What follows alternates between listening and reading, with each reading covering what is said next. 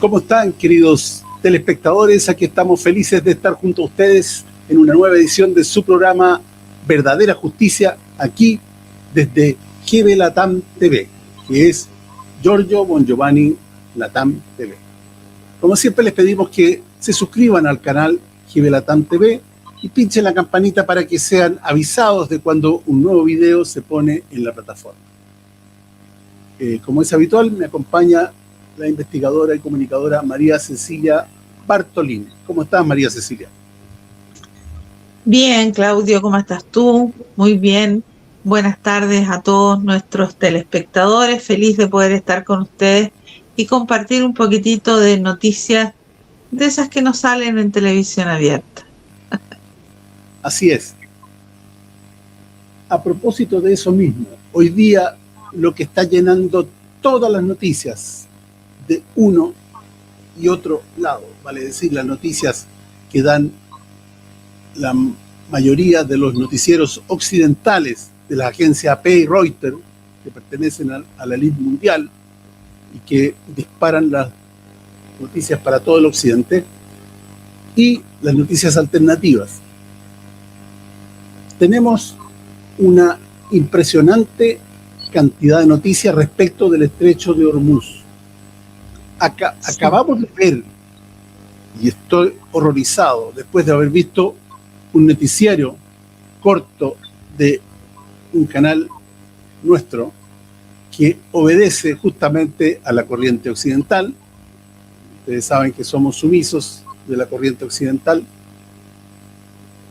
y estaban poco menos que haciendo una fiesta porque se había abierto el estrecho de Hormuz, y hablaban como que Trump era el héroe que había logrado gran hazaña y que el petróleo Brent bajó un 11% y el otro tanto, y así una cantidad de estupideces, sin perder de vista que la realidad es otra. María Cecilia, ¿algún comentario al respecto antes de ir con unos videos que tenemos? Bueno, es que verdaderamente uno no sabe si reír o llorar porque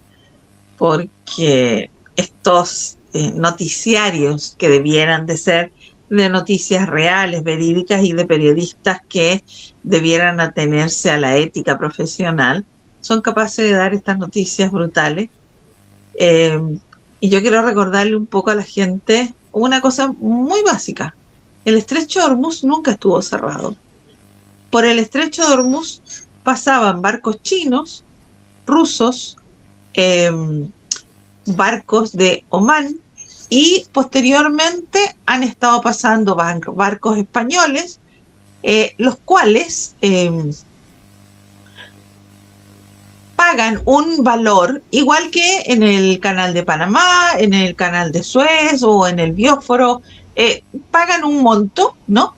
Y aquellos países que no son amigos de Irán, en el caso de China o Rusia, pagan un monto, pero pagan en yuanes. O en el caso de la Unión Europea se les ha dado también la posibilidad de pagar en euros, no en dólares.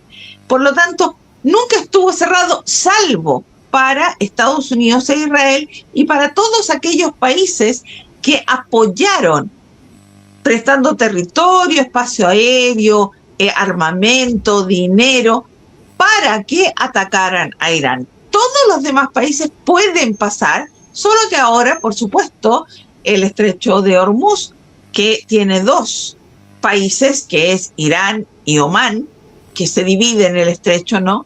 Y que Irán ha dicho que los montos que ingresen van a ser para reconstrucción y van a ser compartidos con Omán. Por lo tanto, esto de que abrieron el estrecho de Hormuz es una falacia desde su nacimiento. El ministro de Asuntos Exteriores de Irán ha anunciado que, de acuerdo con el alto el fuego vigente en el Líbano, Teherán garantiza la plena apertura del paso de todos los buques comerciales por el estrecho de Hormuz durante el periodo restante de tregua. Los buques seguirán la ruta coordinada y ya anunciada con la Organización Portuaria y Marítima iraní. En su primera respuesta al anuncio, el presidente de Estados Unidos, Donald Trump, ha anunciado que mantendrá su bloqueo sin ningún tipo de reservas sobre el perímetro del estrecho de Hormuz hasta que terminen sus negociaciones con Irán. El presidente ha matizado que el bloqueo estadounidense sobre el perímetro del estrecho continuará con plena vigencia y efecto. Después del anuncio, el petróleo se ha hundido casi un 10% hasta los $90 por barril, mientras las bolsas se han disparado un 2% para un IBEX que se acerca a máximos históricos poco antes de que abra Wall Street. Mientras tanto, el ministro israelí de Defensa, Israel Katz, ha asegurado este viernes, en el primer día de alto el fuego temporal en Líbano, que el ejército mantiene y seguirá manteniendo todos los territorios que ha liberado y ocupado. Es el caso de la franja de hasta 10 kilómetros en el sur de Líbano, en el que las tropas israelíes permanecerán durante los 10 días de tregua y seguirán eliminando la infraestructura terrorista, incluyendo la destrucción de viviendas. Mientras miles de personas están intentando regresar a sus hogares en el sur del Líbano, la autovía que une Beirut con el sur del país registra atascos kilométricos. El principal puente de acceso a la ciudad de Tiro, alcanzado el jueves por un bombardeo israelí, no se ha podido reabrir aún completamente al tráfico. Y tenemos otros videos que nos dan una pauta que complementan. Vamos con el 6. Bueno, el bloqueo de Estados Unidos sobre Hormuz duró lo que dura China en llegar. Y se acabó, ¿eh? China desafió a los Estados Unidos en el estrecho de Hormuz y Estados Unidos no tuvo más que hacerse a un lado, ¿eh? Esa es la realidad. Los buques de guerra y los petroleros chinos están en estos momentos atravesando el bloqueo que Donald Trump ordenó precisamente antier, y que supuestamente desde las 10 de la mañana de ayer lunes nadie iba a pasar, nadie iba a salir. Miren, ahí va China. Vamos a interrumpir esto un momento porque creo que vale la pena leer lo que está pasando en el mundo en estos momentos. Digo, yo les doy ahora sí que el vino de la casa, pero ahora les voy a pasar muchos medios occidentales, estadounidenses, pues chinos ni se diga, ¿verdad? La mera mata de esto. Pero el mismo Estados Unidos está aceptando esto que vemos aquí. Petrolero chino desafía a Trump y cruza Hormuz a pesar de su bloqueo. El Rich Starry sería el primer barco en salir del Golfo Pérsico desde que comenzó el bloqueo naval contra Irán. Un petrolero chino sancionado por Estados Unidos atravesó. Irán tiene bloqueado el estrecho y solo pasan aquellos barcos que ellos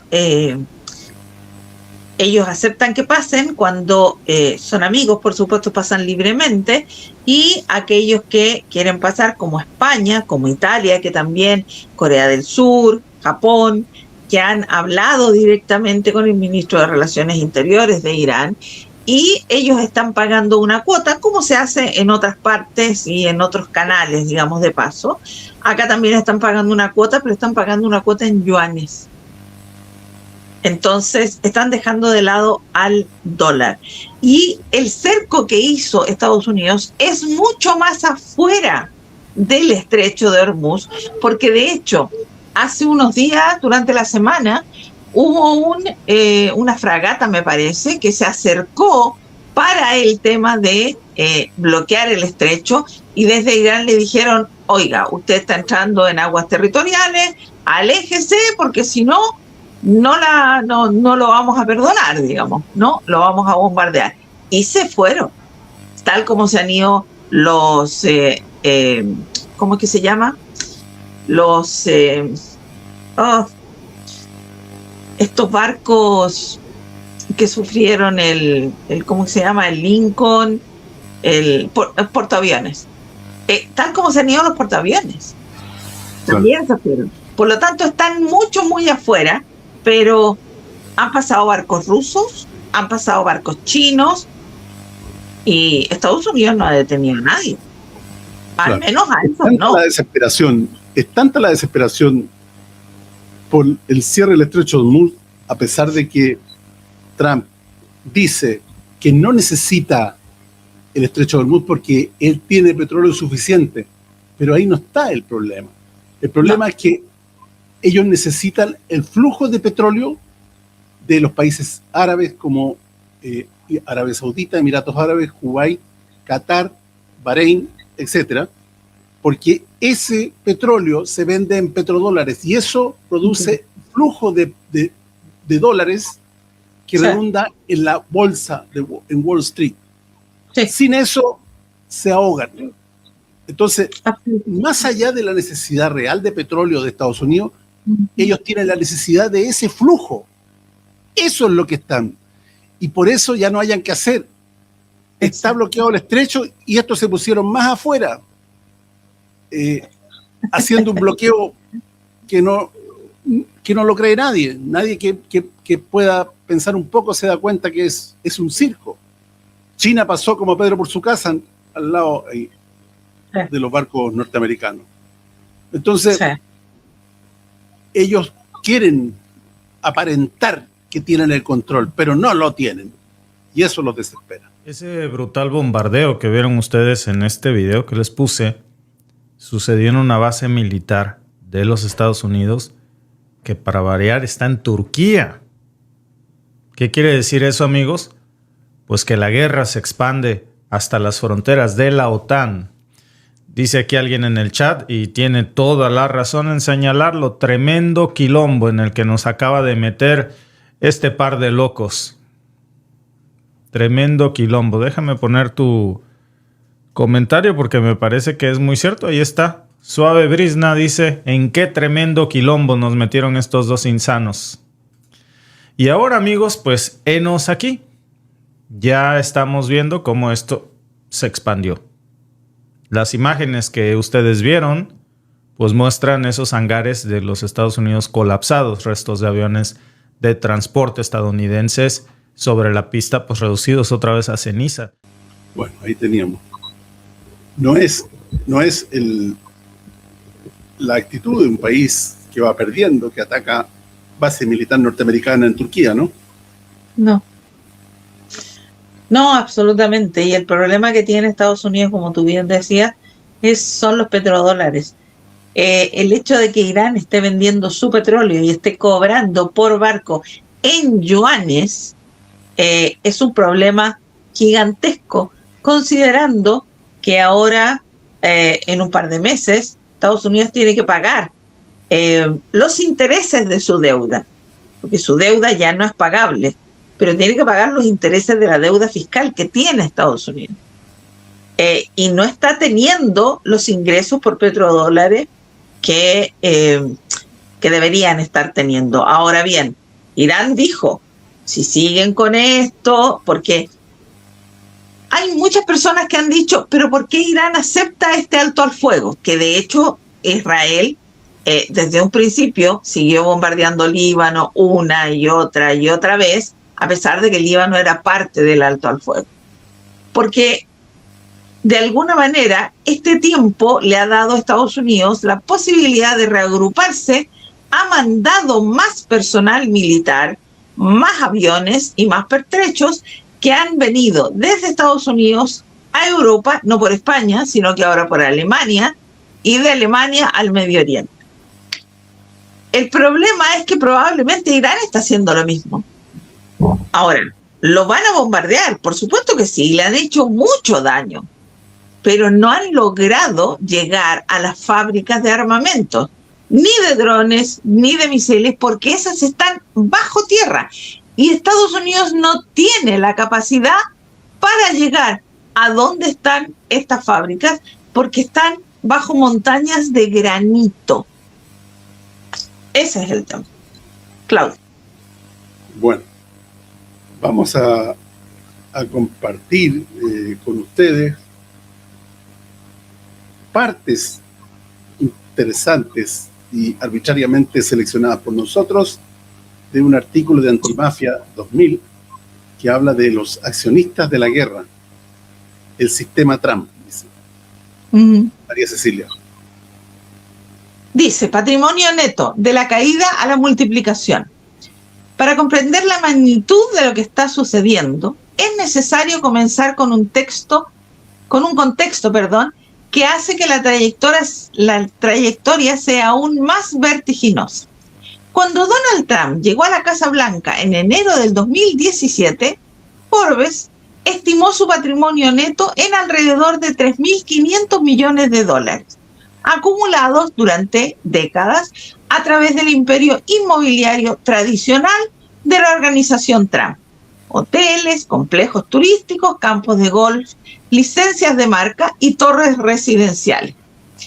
Para cuando dejó el cargo en enero del 2021, ese patrimonio neto se había reducido en aproximadamente un tercio. Forbes documenta la caída año tras año: 3.500 millones de dólares en el 2017, 3.100 millones en el 2018 y 2019, 2.100 millones en el 2020, el punto más bajo, y un ligero aumento a 2.400 millones en el 2021. Bloomberg estimó un valor aún menor, alrededor de 2.300 millones de dólares al momento de su salida de la Casa Blanca.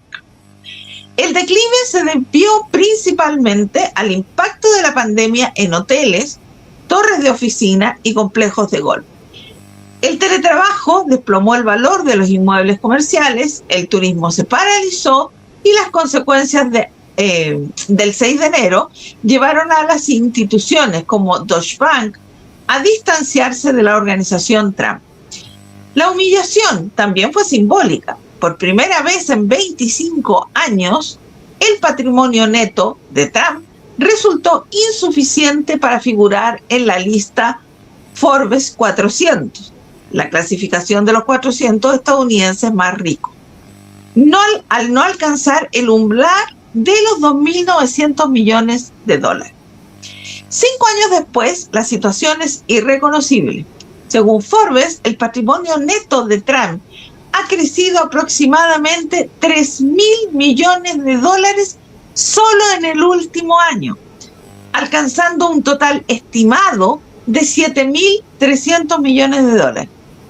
En comparación con su punto más bajo en el 2020, su riqueza se ha triplicado con creces. Sin embargo, la composición de esa riqueza ha cambiado radicalmente. Ya no son los rascacielos de Manhattan ni los complejos turísticos de Florida los que impulsan las cifras. La mayor parte de la nueva riqueza proviene de las empresas de criptomonedas gestionadas por la familia Trump. Un ecosistema financiero que no existía durante el primer mandato y que se construyó paralelamente a las decisiones políticas de la administración. Según Bloomberg, los activos digitales han añadido 1.400 millones de dólares a la fortuna de la familia presidencial durante el último año, lo que representa aproximadamente una quinta parte de su patrimonio total. Sin embargo, es probable que esta estimación sea conservadora. El informe del personal demócrata del Comité Judicial de la Cámara de Representantes, publicado en noviembre del año 2025, bajo la supervisión del miembro de mayor rango, Jaime Raskin, proporcionó cifras mucho más elevadas.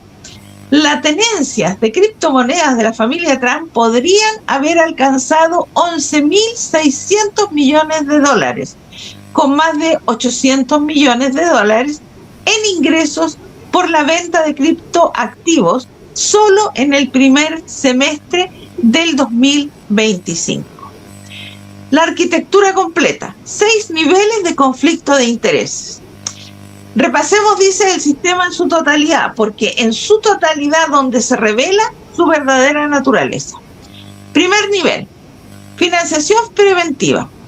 Los estados del Golfo, que buscan la destrucción de Irán como potencia regional, invierten miles de millones en las estructuras financieras de la familia Trump y Kushner. 2.000 millones de dólares del Fondo de Inversión Pública, PIF, saudí a Kushner, 250 millones de dólares de los Emiratos Árabes a World Liberty Financial, de los cuales 187 millones a la familia Trump.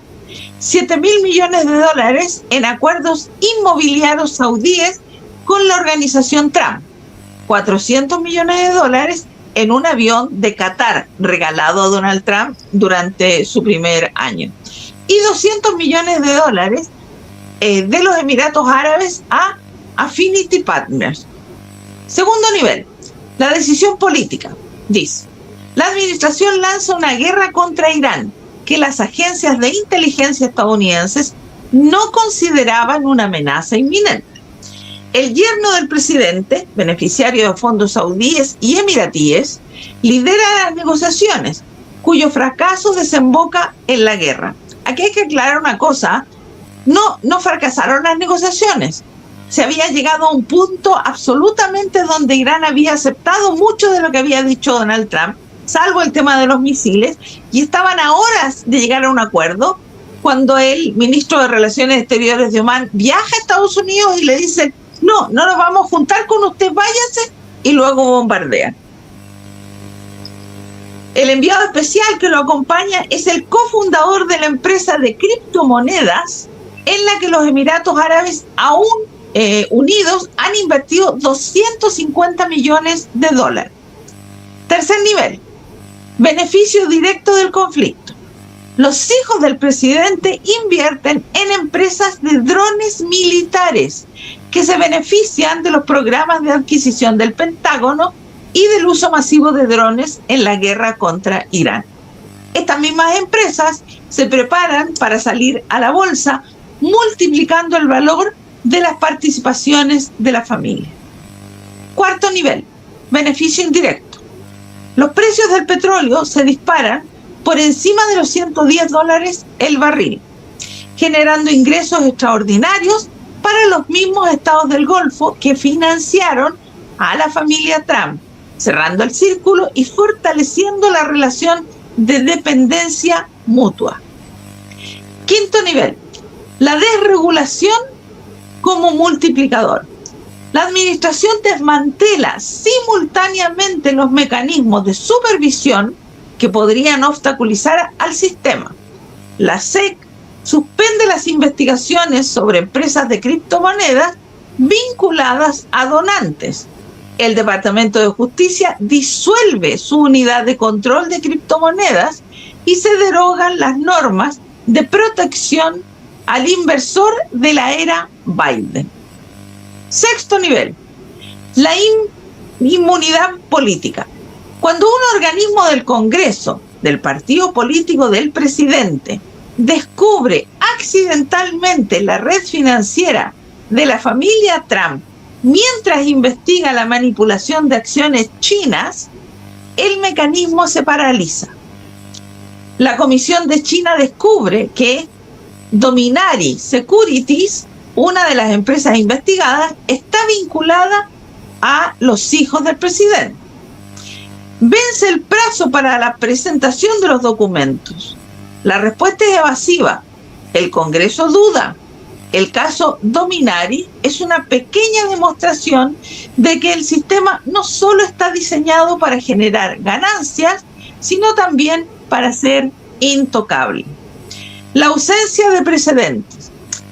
Como afirmó Will Ragland, vicepresidente de investigación del Center for American Progress, dice, comillas, no existe un precedente histórico, no hay nada que se le parezca, cierre de comillas. Históricamente, los presidentes norteamericanos han monetizado su fama tras dejar el cargo mediante libros, conferencias y consultorías. Pero durante el mandato, los presidentes suelen prescindir de cualquier acuerdo financiero que pudiera suponer un conflicto de intereses o dar apariencia de explotar su cargo oficial. Trump no solo no se ha desvinculado de sus inversiones, sino que ha construido un imperio financiero paralelo cuyo valor está directamente ligado a las decisiones que toma desde el despacho Oval. Kedrick Payne, asesor jurídico del Campaign Legal Center, señaló que los acuerdos alcanzados por empresas respaldadas por Trump Jr. parecen éticamente cuestionables. Incluso si el hijo del presidente no utilizó directamente su influencia, para conseguirlos. Dice lo siguiente, comillas: se espera que los presidentes eviten incluso la apariencia de usar su cargo para beneficiarse económicamente a sí mismos o a su familia. La pregunta que no se hace: los estados del Golfo han comprado sistemáticamente influencia con la familia Trump y la administración con sumas enormes. Y ahora, por ese precio, parecen haber contratado los servicios del ejército estadounidense para iniciar una guerra que ellos desean, pero que el pueblo estadounidense rechaza. Es una afirmación contundente, pero las cifras la respaldan. La guerra con Irán no puede explicarse mediante el análisis geopolítico tradicional, ni por la forma en que se inició, ni por el momento de su inicio, ni por su característica falta de planificación estratégica. Se explica cuando se sigue el rastro del dinero, cuando se traza el flujo de miles de millones de dólares desde los estados del Golfo hacia la familia presidencial, cuando se observa que el negociador estadounidense con Irán recibe 25 millones de dólares anuales del principal enemigo de Irán, cuando se nota que los hijos del presidente invierten en drones militares mientras su padre ordena una guerra librada con drones, cuando se descubre que el banco de inversión de la familia, investigado por el Congreso por facilitar la manipulación de acciones chinas, se topa con un silencio incómodo por parte de los mismos legisladores que convocaron la investigación. Cuando se calcula que el contribuyente estadounidense financia el conflicto a un ritmo de más de 1.000 millones de dólares diarios y que este dinero fluye hacia las mismas industrias en las que la familia presidencial tiene participaciones. En cualquier otro país, tan solo una de las conexiones financieras documentadas en esta investigación bastaría para derrocar a un gobierno. En Estados Unidos, en el 2026, todas estas están presentes simultáneamente, todas documentadas, todas públicas, y ninguna genera consecuencias. El Congreso no investiga, o cuando lo hace accidentalmente, como en el caso Dominari, se retira. La SEC ha sido neutralizada. El Departamento de Justicia ha sido despojado de sus unidades pertinentes. Los medios informan, pero las cifras son tan grandes y numerosas que resultan adictivas más que indignantes. Esta es quizá la cifra más significativa de todas. No el volumen de dinero, los 7.300 millones de dólares en activos, los 187 millones de dólares de los Emiratos Árabes Unidos o los 137 millones de dólares en comisiones saudíes a Kushner, los miles de millones en criptomonedas, los más de 1.000 millones en contratos de drones. No, la desfachatez de las operaciones. No los 16.500 millones de dólares de fondos públicos quemados en 12 días de bombardeos, sino la total impunidad con la que todo se desarrolla a plena luz del día ante un país que envía a sus propios hijos a morir en una guerra en la que la familia del comandante en jefe es accionista. Claudio. De terror. Es imposible que Trump, si no tuviera, y como sabemos que tiene, el respaldo de BlackRock para que haga la guerra, pudiera haber hecho esto solo. BlackRock lo impulsa a hacer la guerra y lo deja ganarse un pequeño billete, que no es tan pequeño, ¿cierto? Sí. Y si no hace la guerra, corre el riesgo de ser desaparecido. Así es el poder y así es de peligroso lo que está entre dos mundos, Donald Trump. Sí. Entre dos poderes. Los que quieren hacer la guerra y los que quieren ganar dinero en como son los ex-MAGA, encabezados por Elon Musk, que son otro poder que también influye y que de alguna manera no ha podido darle el gusto a Donald Trump porque está presionado por el otro poder que es más poderoso. En fin, bueno, ese BlackRock es parte del poder impulsado por el anticristo. Algo más, María Cecilia, pero es brutal el artículo, realmente es brutal. Sí, lamentablemente, o sea, lo peor, lamentablemente hay una enorme cantidad de gente en Estados Unidos que sigue apoyando a Donald Trump. Y este hombre ha dicho yo recuerdo algo así como 2 o 3 semanas atrás, en una conferencia de prensa, después de que los fines de semana, él dice, vamos a atacar o a desaparecer Irán, y habla de retórica belicista total. Y el petróleo o sube o baja en un lapso de 2 a 3 días.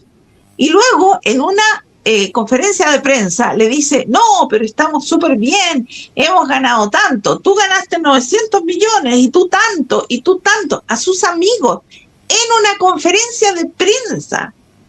O sea, ya ni siquiera lo esconde, lo dice abiertamente. Lo dice abiertamente. Entonces, no hay ningún pudor de reconocer que a raíz de una guerra que le está costando vidas a norteamericanos de la clase trabajadora, porque claramente los ricos no mandan a sus hijos a las guerras, pero estás trayendo de vuelta a muchos norteamericanos, hijos de familias trabajadoras, en cajones. Y tú sacas la cuenta de cuánta plata ganó cada uno de tus amigos en una conferencia de prensa. Entonces, no hay ningún pudor en reconocer que esta guerra es para ganar plata. Eso es lo terrible. Así es. Y otra cosa terrible es que para esta famosa tregua de que se está hablando mucho tiempo, el principal obstáculo es y ha sido Israel. ¿Por qué? Porque Israel sigue matando gazatíes, está aprovechándose que la tensión está en Irán para seguir eliminando a los que quedan en Gaza y seguir atacando el Líbano y haciendo el mismo genocidio, lo mismo que Cisjordania. Entonces, ahí tenemos lo que es el sionismo. Y para eso tenemos una descripción de una periodista palestina muy buena de lo que es el sionismo. Vamos con el video. Zionism is evil. It is purely evil. It has created disasters, misery, atrocities, wars, aggression, unhappiness, insecurity for millions of Palestinians and Arabs. This ideology has no place whatsoever in a just world. None. It has to go, it has to end, and it has to be removed. Even its memory has to go. How will it go? Well, that's the thing that we have to struggle towards. We have to be very clear. We're not fighting Jews or people who are misguided and are ignorant. We are fighting the brains behind the Zionist project and that keep promoting Zionism with all its evil. Ahí teníamos una muy buena descripción de lo que es el sionismo, que no tiene nada que ver con los semitas y los hebreos de la antigua Palestina.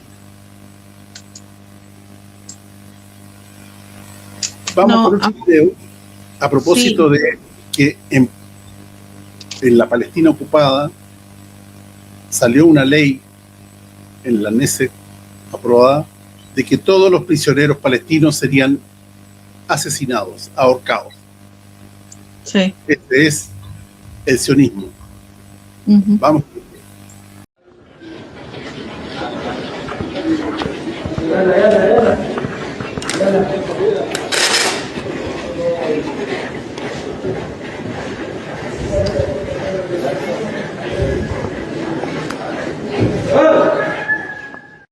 Sí, bueno, lamentablemente, yo le he dicho muchas veces, ¿no? Hay mucha gente que dice, es que Netanyahu tiene que irse. El problema no es Netanyahu. Netanyahu es de los más moderados dentro de la cúpula que gobierna este Estado genocida, sionista. Es de los más moderados. Los Sí. que vienen detrás son peores. Estamos hablando de una sociedad criada desde que son pequeños. Les enseñan a que ellos son los elegidos y que el resto, no solamente los árabes o los palestinos, también los cristianos y todos los demás, somos menos que humanos. Y estamos en este mundo para servirlos a ellos. Y ellos dicen que en algún momento, cuando ellos hagan cargo del mundo, cada uno de ellos va a tener algo así como 1.200 o 1.300 esclavos, que vamos a ser todos nosotros. Entonces, no es... Porque yo he escuchado a mucha gente que dice, ay, los pobres colonos judíos. No, perdón, no hay pobres colonos ni colonos inocentes. Como sí es la sociedad palestina, que es toda inocente. Porque todos aquellos que han sido asesinados son gente inocente. Porque jamás sigue existiendo. Y porque Hezbollah también sigue existiendo, pero sin embargo en el Líbano están borrando del mapa barrios enteros con la excusa de que ahí debajo de esas casas está Hezbollah, cosa que no es real. Entonces, desde el colegio les enseñan a ellos a odiar no solamente a los palestinos o a los árabes, a todo aquello que no sea igual que ellos.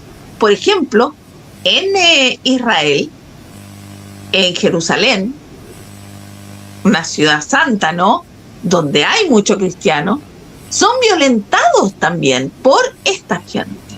Entonces, aquí el problema no es solo Netanyahu, es toda esta sociedad sionista creada ficticiamente en el año 48.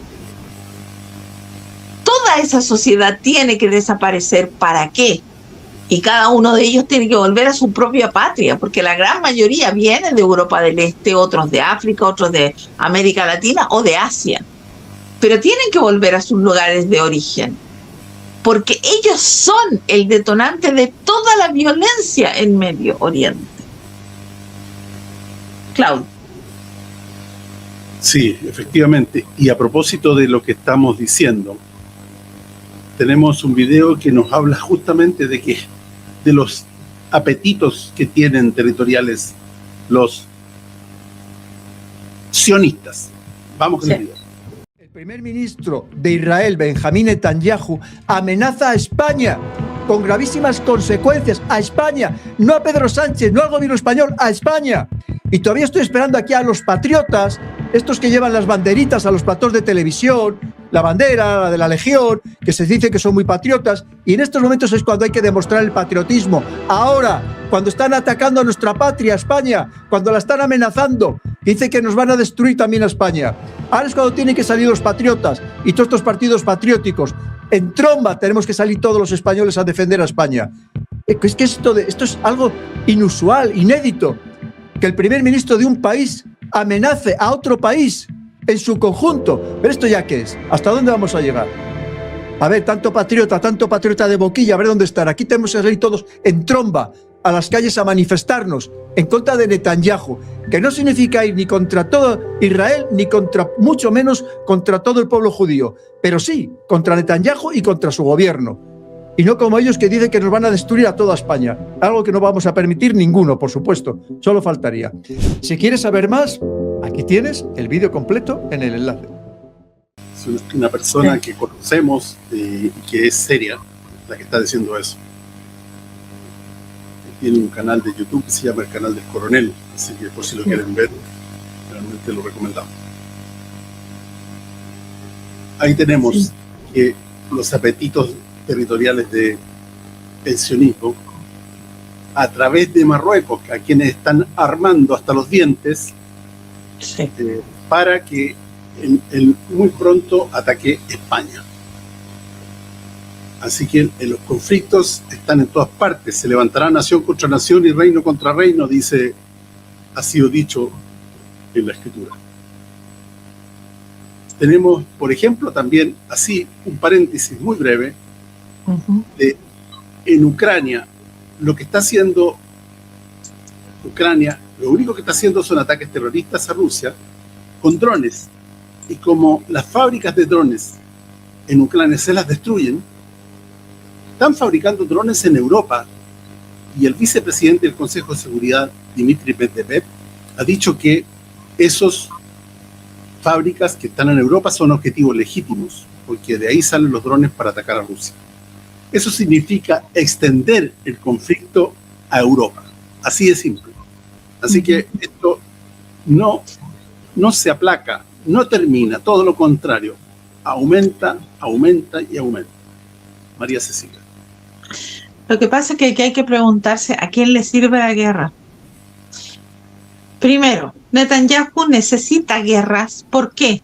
Porque en el momento que la guerra pare, todas las causas penales que él tiene en Israel, y ojo, son causas por malversación de fondos públicos, por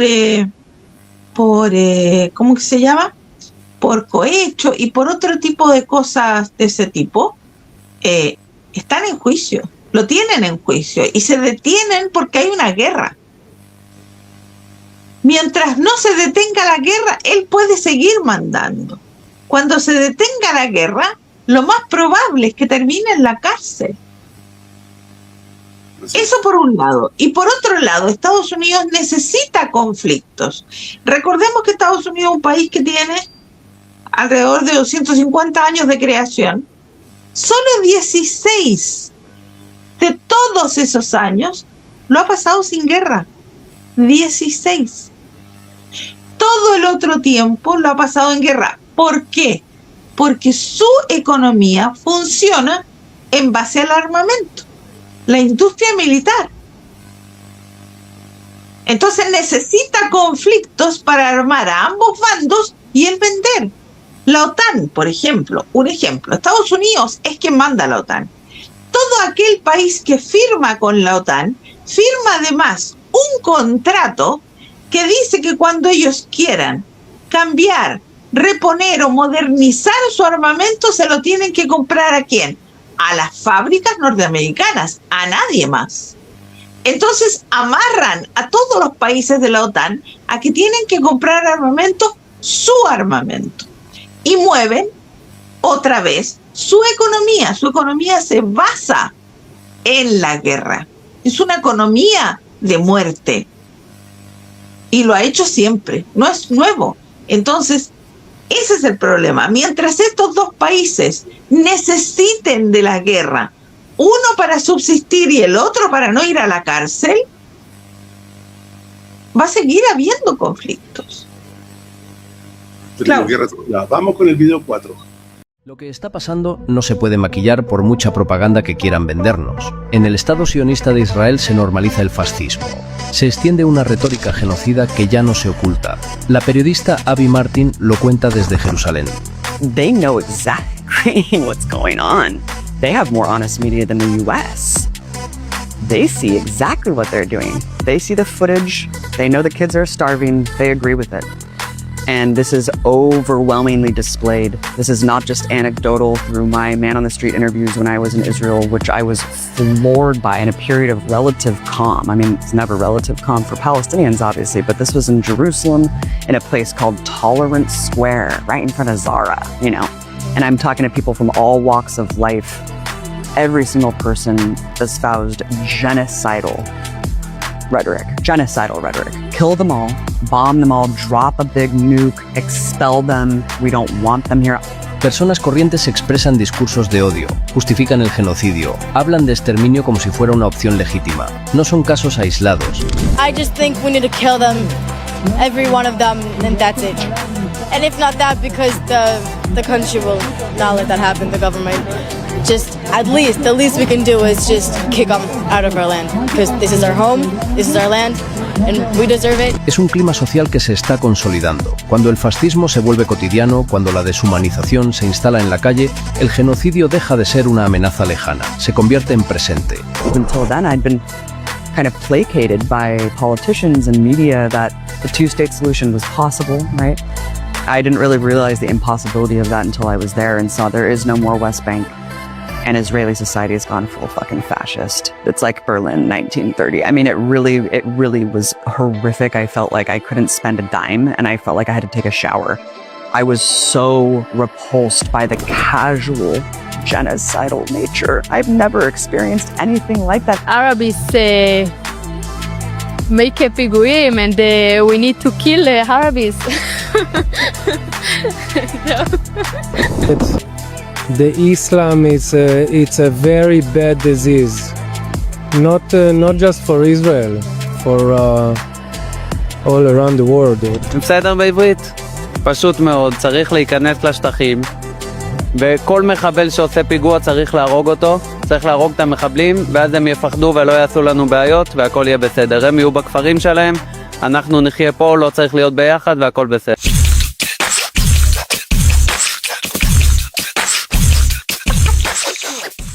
Crearon esa narrativa de que los árabes son terroristas y se la creen. Y es masivo, como decía María Cecilia delante, no es cuestión de Netanyahu ni de Israel Motrich o de Ben Gvir, sino que es de todo el mundo, a toda la población de la Palestina ocupada. Tienen esa conciencia de que tienen que aplastarlos a todos y matarlos porque son posibles futuros terroristas. Y los bebés, no, sin asco los matan y no tienen ninguna vergüenza en decirlo. Realmente chocante, como decía la periodista. Realmente impresionante. Piensa tú, Claudio, que años atrás, en una de las últimas guerras, no esta, mucho antes, a los niños israelíes los hacían firmar los cohetes para mandarle mensaje a los niños palestinos. Sí, ahí tienes claro de la educación que le dan a los. Entonces, ese niño normaliza el asesinato. Y además, recordar que la sociedad israelí es una sociedad militarizada. ¿Por qué? Porque hombres y mujeres pasan por el servicio militar. 2 años las mujeres, 3 años los hombres. Así que todos ellos en algún momento de su vida han sido parte del genocidio. Todos. No hay uno solo que se salve. Sí. Bueno, y otra cosa que ha estado llenando las noticias de esta semana es el ataque que recibió el Papa León XIV de Donald Trump porque denunció lo que tiene que hacer un papa, la guerra. El papa tiene que ir por la paz y tiene que denunciar cuando Trump amenazó de hacer desaparecer una civilización. A partir de ese momento, cuando el papa se pronunció, se produjo un dime y direte entre el Papa y el presidente Trump. Vamos con el video. Última hora, desde el Vaticano. Una noticia que está impactando al mundo entero. El Papa León XIV ha emitido un mensaje histórico que está siendo considerado una señal divina. En una ceremonia sin precedentes, el Santo Padre ha declarado: el tiempo de la misericordia se está cumpliendo, y Dios llama a la humanidad a la conversión urgente. Millones de fieles alrededor del mundo están reaccionando a estas palabras. Mientras en Roma las campanas de San Pedro repican sin cesar, los expertos aseguran que este anuncio podría cambiar la historia de la Iglesia para siempre. Seguiremos informando, pero recuerda, el mensaje es claro: prepárate. Ora y confía. La verdad es que este Papa, en una primera etapa, no era de nuestro grado, no porque nosotros seamos alguien para evaluarlo, ni mucho menos, pero no, después del Papa Francisco, era un poco decepcionante la posición de este Papa, como se veía como débil, como intrascendente, como que no hacía nada. Afortunadamente ahora se está pronunciando, está haciendo lo que tiene que hacer un Papa, un líder espiritual de esa envergadura, con esa posibilidad de llegar a las masas, tiene que dar un mensaje contundente como el que está haciendo, así que por lo menos en ese sentido creemos que está cumpliendo lo que debiera, lo que debe hacer. María Cecilia, ¿quieres agregar algo más? No, lamentablemente este Papa, bueno, a mí personalmente desde un principio nunca me ha gustado, pero creo que en este caso, en esta situación, ha hablado de detener la guerra, de que eso no conduce a ninguna parte, ha abogado por la paz, por supuesto, pero por las conversaciones también. Ahora, ¿cuál es el problema? Lamentablemente, Irán ha hecho un trabajo correcto, diplomático, y cada vez que se ha sentado a la mesa lo ha hecho para llegar a una finalidad, para llegar a un alto al fuego. El problema es que Estados Unidos no quiere un alto al fuego. Israel no quiere un alto al fuego, y los países del Golfo, no todos, porque dejamos de lado Omán, porque Omán ha sido bastante coherente con el apoyo que ha dado a las conversaciones de paz. Y Bahrein también, porque bueno, hoy Bahrein está sufriendo un cambio de régimen de alguna manera, porque quien los gobernaba salió arrancando después de los primeros bombardeos de parte de Irán. Ellos son también parte del problema, porque no solamente, como leíamos en el artículo, han pasado miles de millones de dólares para destruir a Irán, sino que han prestado su territorio, su espacio aéreo, y todo para poder atacar a Irán. Y aquí todos ellos olvidan una cosa muy importante, pero muy importante. Irán es un país que tiene una historia riquísima, de más de 6.000 años, que han sufrido no una, muchas invasiones de los mongoles, de los romanos, de los otomanos, y sin embargo siguen aquí. Y van a seguir aquí después de esto. Porque son un pueblo digno, luchador y con una resiliencia increíble, al igual que Palestina. Claudio. Sí, recordemos que, haciendo un poquito de historia, el rey Ciro de Persia salvó en su oportunidad a los judíos. Sí. Para terminar con lo del Papa, quiero redondear un punto. Me llamó mucho la atención que dijera que se está terminando el tiempo de la misericordia, y hace un llamado a la gente como diciendo: estén alerta. Da pie y falta que diga que llega el tiempo de la justicia, para que la gente se convierta antes de que sea demasiado tarde. Creo que es un mensaje importante, el Papa el que da. Y ahora vamos a ir con el 12, para terminar, un video del estigmatizado Giorgio Bongiovanni para compartir con ustedes. Perché è la fine dei tempi. Quello che Dio fa, la rivelazione, l'Apocalisse, profetizza a Giovanni, è la fine dei tempi. Cioè la fine di tutta la storia dell'umanità, che non è che non significa che finisce il mondo o finisce la vita, finisce tutta la generazione umana che ha basato la propria esistenza, l'hai detto bene tu, su guerre, violenza, conquiste, soprusi, anche cose belle, evoluzione, però soprattutto basata sulle conquiste con violenza. Quindi perché fa vedere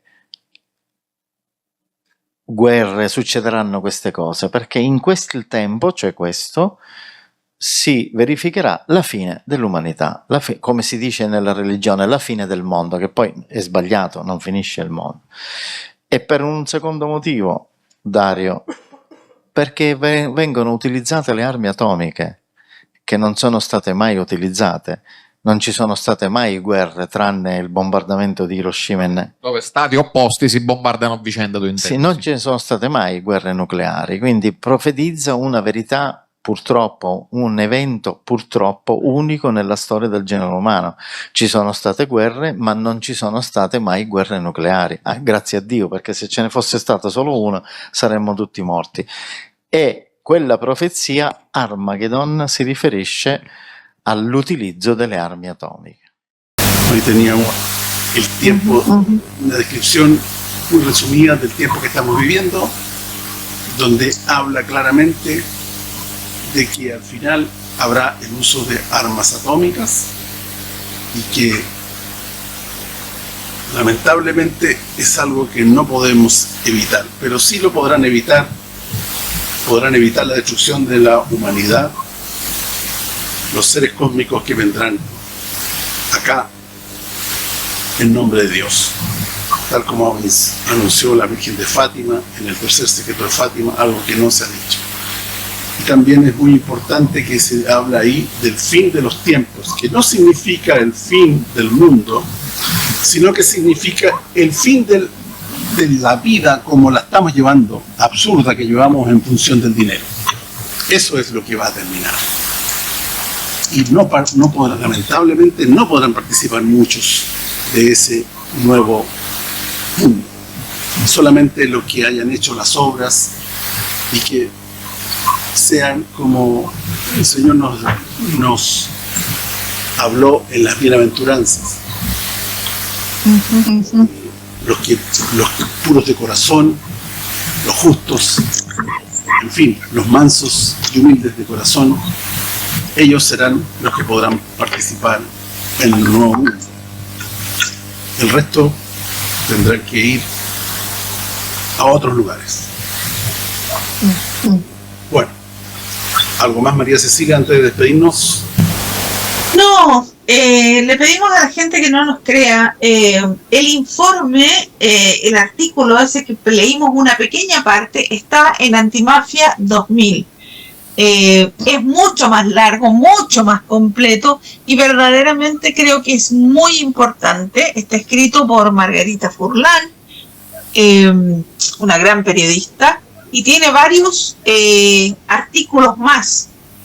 Yo les recomiendo a la gente que los lea, que vaya a la página, hay mucha información, toda verificada por supuesto, y que busque lugares dentro de internet que dan verdadera información con el respaldo de la información primaria y que no crean todo lo que sale en televisión, porque verdaderamente la televisión solamente nos mete basura en la cabeza. Eso. Bueno, mis queridos telespectadores, les damos las gracias por acompañarnos una vez más y los esperamos la próxima semana aquí en su programa Verdadera Justicia desde GB Latam TV. Muy buen día.